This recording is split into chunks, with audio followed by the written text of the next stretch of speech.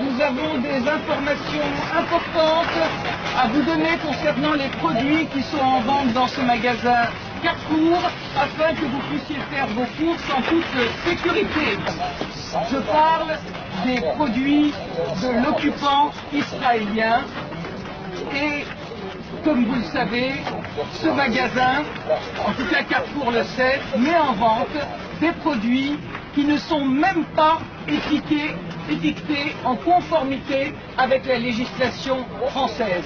Ces avocats, par exemple, eh bien, il faut carrément avoir une loupe pour savoir d'où ils viennent.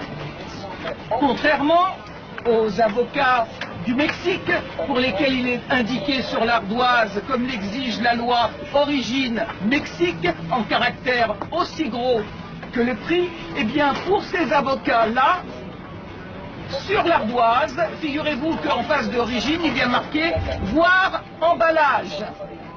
Et pour voir emballage, eh bien, il faut avoir une vue très perçante pour arriver à détecter le mot Israël.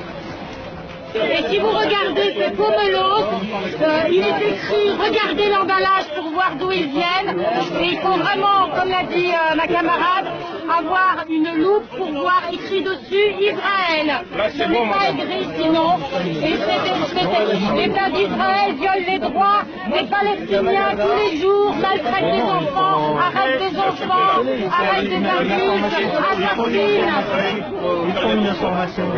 Les Palestiniens n'ont plus la possibilité de cultiver leur terre dans la vallée du Jourdain. Mais il y a d'immenses colonies agricoles dans cette vallée qui produisent des dates. Là, c'est la direction qui peut vous faire. Bien sûr, il n'y a pas marqué Israël dessus. Elle est où la direction? Le boycott d'Israël, tant que cet État foulera au pied les droits les plus élémentaires du peuple palestinien, est une action efficace, pacifique et non violente. Au XXe siècle, Gandhi en Inde, Nelson Mandela en Afrique du Sud ont prôné le boycott pour mettre fin à l'apartheid. Ce qui vaut pour le client vaut aussi pour le marchand. Un commerçant responsable, c'est quelqu'un qui ne vend pas, qui ne propose pas les produits de l'horrible apartheid israélien.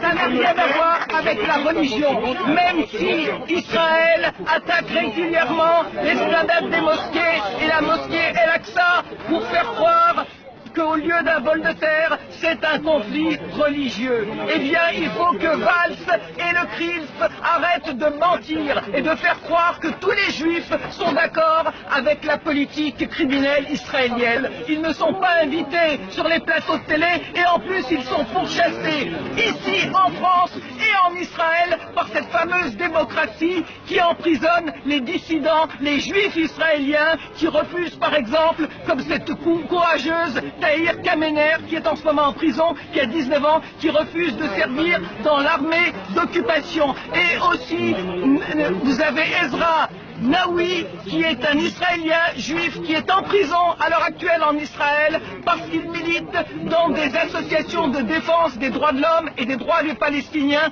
comme B'Tselem et Taïouch. Eh bien, il faut leur rendre hommage, et ainsi qu'à Gideon Levy, qui est un journaliste israélien qui appelle au boycott de son État, l'État d'Israël, parce qu'il n'a pas trouvé pour le moment, comme nous, de meilleurs moyens de faire le droit et la justice. Alors on dit boycott Israël, État d'Israël, État criminel. Voilà, merci.